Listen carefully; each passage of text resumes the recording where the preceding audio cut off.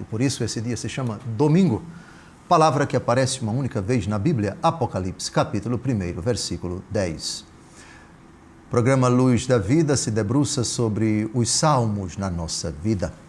Uma proposta ousada de comentar cada versículo do saltério com os padres da igreja. E já estamos avançando. Estamos no salmo de número 9. O salmo escrito pelo rei Davi. No programa anterior, terminamos de comentar os versículos 12 e 13. Avancemos. Agora vamos para os versículos 14 e 15. Somente recordando esse salmo, que é um salmo de oração do oprimido que pede a proteção de Deus. Davi experimentou esse momento existencial lancinante, muito sofreu diante dos ataques dos seus inimigos, dentre eles o seu próprio filho Absalão, que acabou morrendo no combate com os soldados do rei Davi. Versículos de 14 a 15. Tende piedade de mim, Senhor. Vede a miséria a que me reduziram os inimigos. Arrancai-me das portas da morte, para que nas portas da filha de Sião eu publique vossos louvores e me regozije de vosso auxílio. A situação existencial do rei Davi aqui é de miséria. A que me reduziram os inimigos. Nós sabemos que Absalão causou muitos danos morais e também de prejuízo para o reino, para a realeza, porque ocorreram bastante ataques, confrontos entre os soldados leais a Absalão, filho de Davi, e o exército do rei Davi. Além disso, Davi experimentou baixas na luta, muitas vezes, com os países vizinhos que travavam guerra contra Israel. Davi foi um general de mão cheia. Davi era um guerreiro e já se destacou como tal desde quando matou Golias. Lembram disso? Quando o rei Saul ainda governava, o primeiro rei de Israel foi Saul. Davi foi o segundo rei de Israel. E nesses combates todos, Davi experimenta miséria. Miséria a que me reduziram os inimigos. Arrancai-me das portas da morte. Davi tem medo de morrer. Davi tem receio de que venha a falecer. Para que nas portas da filha de Sião, é claro que ele se refere aqui à cidade de Jerusalém, a cidadela de Davi. Portas da filha de Sião. Jerusalém é a filha predileta de Israel, que é chamada também de Sião. Sião é o monte sobre o qual está edificada a cidade de Jerusalém. Pois bem, agora vamos a, depois de termos falado do contexto histórico que motivou, no qual Davi redigiu esse salmo, vamos à interpretação cristã desse salmo. Nós somos cristãos, nós somos judeus. Como os cristãos devem ler e interpretar esses versículos 14 e 15, bem como todo o saltério. Santo Agostinho.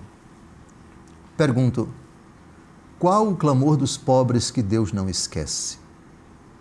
Será este, tende piedade de mim, Senhor? Vede a miséria a que me reduziram os inimigos? Por que motivo não disse, tem compaixão de nós, Senhor? Vê a nossa humilhação, obra de nossos inimigos, como se fossem muitos pobres a clamar, mas suplica como se fosse um apenas. Tem piedade de mim, Senhor. Acaso não seria porque interpela em favor dos santos Cristo, o único que antes era rico e se fez pobre por nós? O mesmo que diz, arrancai-me das portas da morte, para que nas portas da filha de Sião eu publique vossos louvores? É exaltado o homem, não só aquele que é assumido, a cabeça da igreja, mas também qualquer um de nós, os demais membros. É exaltado, eliminando os maus desejos, que são as portas da morte, porque levam à morte. A morte, porém, já se encontra no próprio gozo, quando alguém obtém o objeto de seu desejo para a própria perdição. A raiz de todos os males é a cobiça. É, por conseguinte, a porta da morte, porque a viúva que vive nos prazeres está morta. Chega-se a esses prazeres pelos desejos, que são as portas da morte. São, ao invés, portas da filha de Sião, os esforços louváveis pelos quais se alcança a visão da paz na Santa Igreja. Nessas portas são bem anunciados os louvores de Deus, e não se lançam as coisas santas aos cães, nem se atiram pérolas aos porcos. Os cães preferem ladrar com pertinácia a procurar com empenho os porcos, mas preferem não ladrar, nem procurar revolver-se no lodo dos prazeres. Quando, porém, os louvores de Deus são anunciados através de boas obras, dá-se aos que pedem, manifesta-se aos que buscam e abre-se aos que batem. Ou talvez seriam portas da morte os sentidos corporais e os olhos que se abriram para o homem quando provou do fruto da árvore proibida? Ao invés, elevam-se acima deles aqueles aos quais se diz que não atendam às coisas que se veem, mas às que não se veem, pois as coisas que se veem são temporais e as que não se veem são eternas. Portas da filha de Sião são talvez os sacramentos e os elementos da fé que se abrem aos que batem, querendo chegar aos segredos do Filho. Os olhos não viram, nem ouvidos ouviram, nem o coração humano imaginou o que Deus tem preparado para aqueles que o amam. Até aqui o clamor dos pobres, que o Senhor não esqueceu. Aqui se chama uma leitura moral. O que é a leitura espiritual moral? Que é uma das admitidas pela Igreja na interpretação dos textos sagrados. A primeira é a literal, o sentido exato, no contexto, segundo a mentalidade do autor. Nós já mostramos logo no início, sempre procuramos fazer isso. Leitura espiritual, com suas três vertentes: espiritual alegórica, espiritual moral e espiritual anagógica.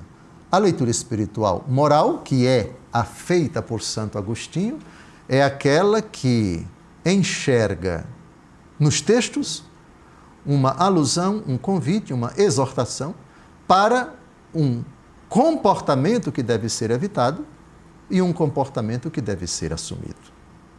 É interessante que aqui a leitura moral coloca esse que está reduzido pelos inimigos como os membros da Igreja, cuja cabeça é Cristo. E esses inimigos estão dentro de si.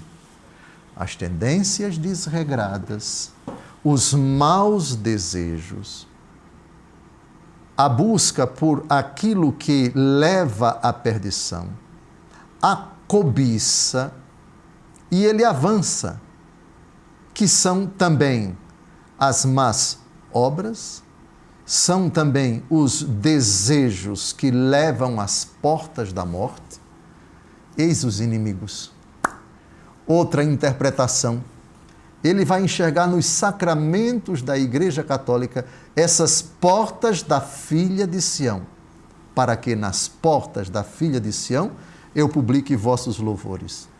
Porque o que são os sacramentos para nós cristãos? Os sacramentos são o sacramento do batismo, por exemplo, Janua Coeli, é porta dos céus, porta do céu porque abre-nos para a eternidade, porque nos introduz na vida da graça, porque nos torna herdeiros do reino dos céus. E todos os demais sacramentos, que são, cada um à sua maneira, porta. Vejam, que interpretação bonita. Eu repito, o primeiro sentido de todos os textos do Antigo Testamento, segundo a orientação da Igreja, o ensinamento da Igreja, catecismo da Igreja Católica, sentido literal. O texto no contexto em que ele foi escrito. O significado original das palavras, no contexto quando ele foi redigido. Davi, sua problemática existencial precisa, os inimigos dele são de carne e osso, incluído o seu próprio filho, etc. Mas a palavra de Deus, ela não pode ficar apenas no contexto histórico da época. É palavra para nós. Com os salmos nós rezamos. E esses inimigos? Nós não fomos reis como Davi, nós não tivemos inimigos como Absalão, pelo menos alguns não tiveram, ou pelo menos não sabem que tem. E essa leitura, então, espiritual moral de Santo Agostinho, nos ajuda a compreender exatamente isso. Esse salmo é para mim.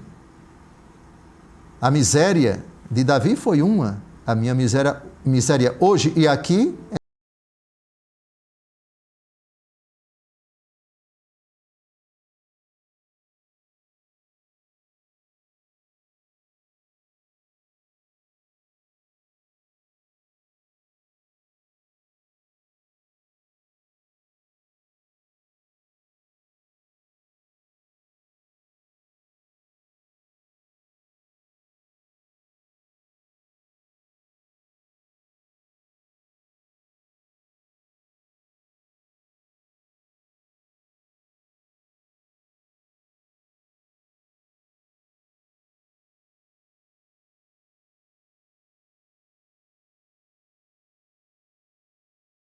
e 1 versículos.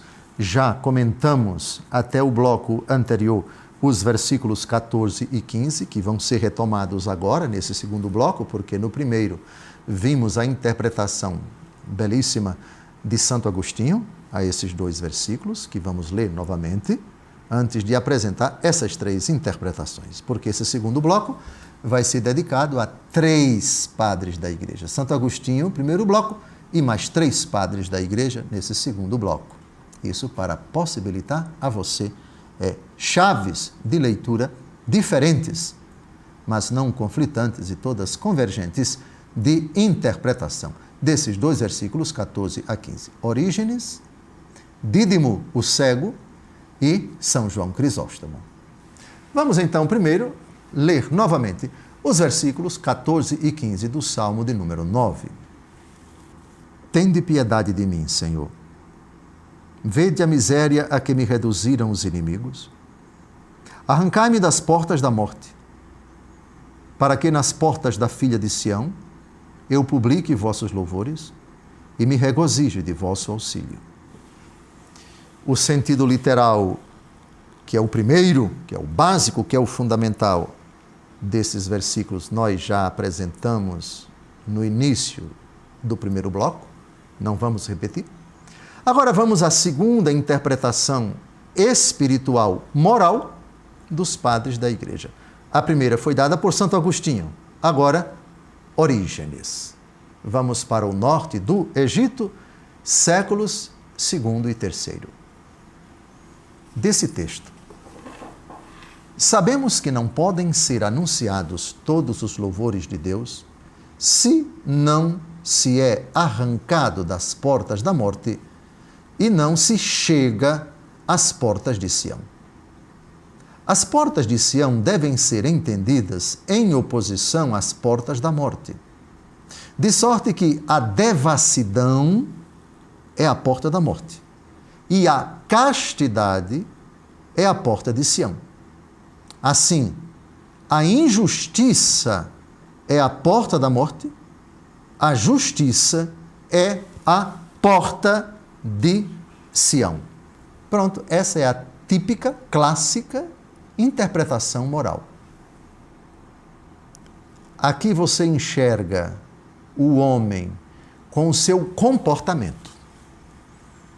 Em âmbito, digamos, social, no trato com os outros, justiça e injustiça.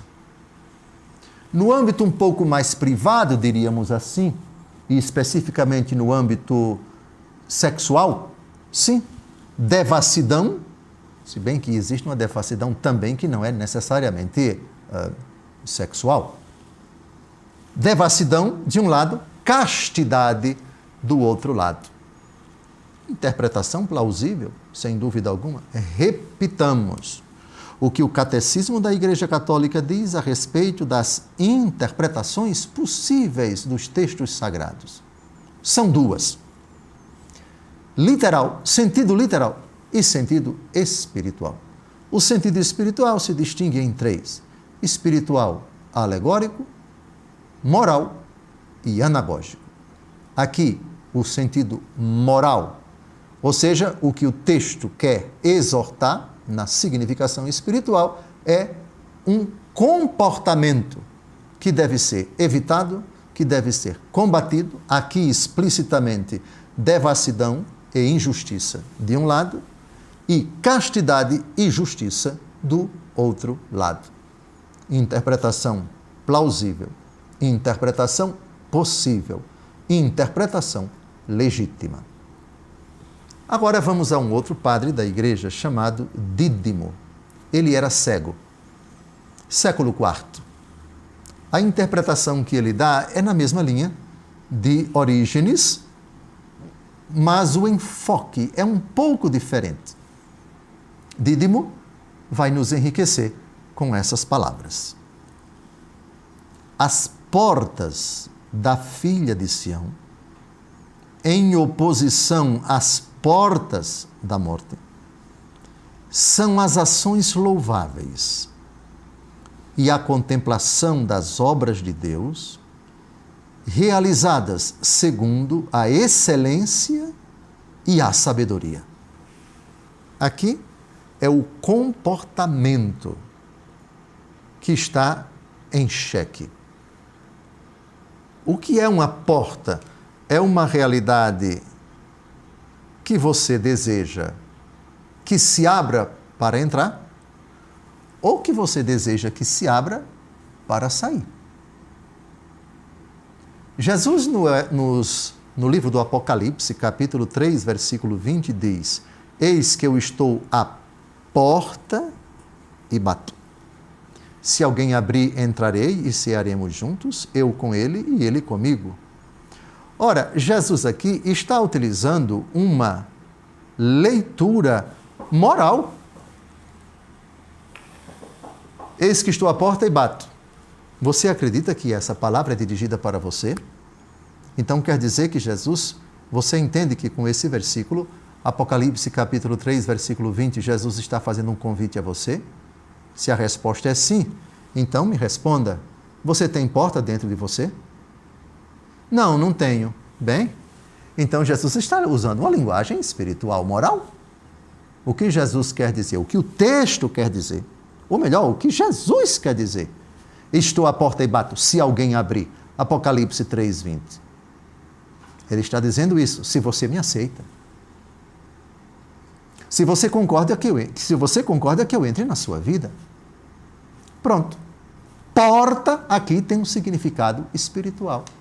Jesus está usando uma leitura espiritual, moral, ao se identificar com alguém que bate a porta. Depois, no Evangelho segundo João, capítulo 10, versículo 9, Jesus diz: eu sou a porta. Eu sou a porta. Isso é alegoria. A alegoria da porta, ou seja, é aquela realidade, no sentido literal, material, que uma vez aberta, quem está fora entra. E uma vez aberta, quem está dentro sai. Jesus é o meio pelo qual a ovelha passa para pastar, ou então para entrar no redil. São João Crisóstomo, o último padre da igreja que interpreta esses dois versículos. Também a leitura que ele faz é uma leitura espiritual, moral desses dois versículos. Vamos ao grande boca de ouro. Que eu me regozije de vosso auxílio. Isto é para mim coroa. Isto é para mim diadema. Por ti levantarei o troféu. Por ti alcançarei a salvação.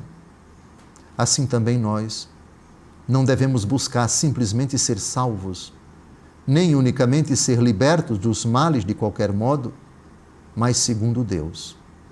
Eu o digo por aqueles que pretendem conseguir nas enfermidades o alívio do seu mal, usando de encantamentos e outros sortilégios. Isto não é salvar-se, mas perder-se.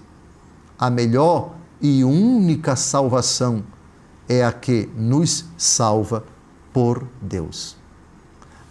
Santo Agostinho, São João Crisóstomo aqui faz alusão a caminhos tenebrosos, a meios escusos, que alguns, quando estão aflitos, buscam como tábua de salvação. Portas da morte, portas da filha de Sião. O inimigo, quando estamos aflitos, nos apresentam tantos caminhos, tantas saídas, tantos atalhos, que, segundo ele e alguns que pertencem a ele, aqui o seu problema vai ser resolvido.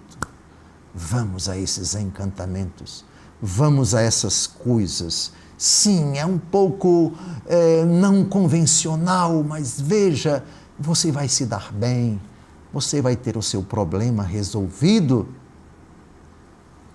Veja o que ele diz: encantamentos e outros sortilégios, portas da morte. O salmista diz: arrancai-me das portas da morte.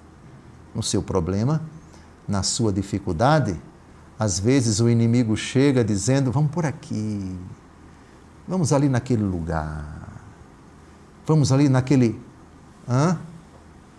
que ali você vai ver o que é a sabedoria. Ali a solução vai ser imediata. Esqueça essa convenção de se ajoelhar, de rezar, de buscar ajuda nesse Deus que não atende a você, que esqueceu você. Mas nas portas das filhas de Sião, que eu publique, Senhor, vossos louvores e me regozije de vosso auxílio. Impressionante como São João Crisóstomo enxerga aqui uma coisa que é do tempo dele, mas que hoje não perdeu sua atualidade.